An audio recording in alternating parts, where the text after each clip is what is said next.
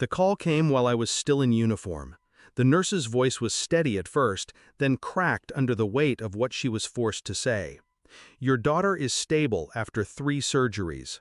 My knees nearly buckled. "You don't want to know what your wife's boyfriend did." I wanted to demand details. Instead, I stayed silent, because silence is the only language I've ever trusted in moments like this. Then her tone dropped, quieter, conspiratorial. "The police refused to file a complaint. He's waiting outside the bar. He's all yours." I ended the call without a word. My reflection stared back at me in the black screen of my phone, fatigued, hardened, unfamiliar. By the time I reached my car, the decision was already carved into me. I drove home with one promise to myself.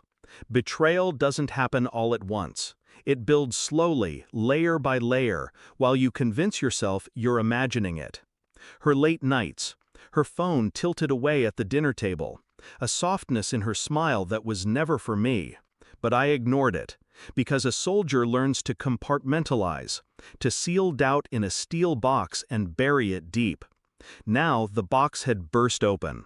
My wife's boyfriend. Not just a rumor, not just a suspicion. A man with blood on his hands, my daughter's blood.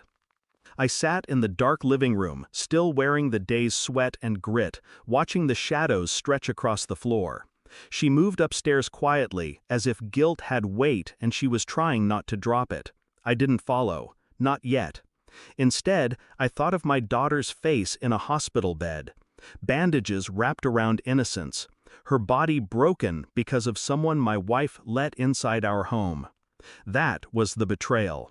Not the cheating, not the lies, but the open door, the invitation to violence. I began gathering, quietly, methodically, the hospital files, police reports, or rather, the absence of them. A paper trail of negligence that spoke louder than any testimony. Then her phone. She left it charging on the counter like an unguarded vault. I didn't need to guess the passcode. She used our anniversary. A mockery wrapped in 4 digits. Messages scrolled by in a blur. His name repeated like a wound that refused to clot. Plans, lies, pictures. Not just intimacy, strategy. They had been building a parallel life, one I was never meant to see. And in those messages, one detail stood out. The night my daughter was hurt, she had been left alone, while they were together. That was enough. Enough to end her, enough to him. But not with rage. Rage is sloppy. I've seen men burn everything in a fire of emotion only to choke on the smoke themselves. No, this had to be done with precision. The evidence arrived in my inbox 3 days later. A digital report, her phone records, his police history, restraining orders from women whose names I'd never heard, a pattern of violence ignored by a system that looks the other way. I printed it, bound it, set it on the kitchen table like scripture. That evening she came downstairs, barefoot, holding her glass of wine as if nothing had cracked between us. "What's this?" she asked, picking up the folder. Her hand trembled by the 2nd page. By the 5th, her lips parted in a soundless confession. I spoke only once. "You brought him here." Her tears came quickly, begging, excuses. "I didn't know, I thought." But lies are brittle things. They crumble when pressed. I pressed nothing. I just watched her drown in her own words. The next night I went to the bar. He was there, just like the nurse promised. Leaning against the wall, cigarette dangling, arrogance dripping off him like cheap cologne. When his eyes met mine, he smirked. He thought this was a contest of fists.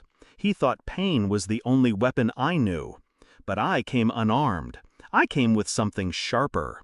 A file. His entire life printed on paper.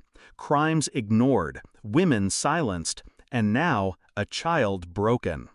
I dropped it on the table in front of him. He flipped through, the smirk fading with each page. By the end, his hands shook. "Where'd you get this?" he muttered. I didn't answer. Instead, I leaned in close, voice flat, steady.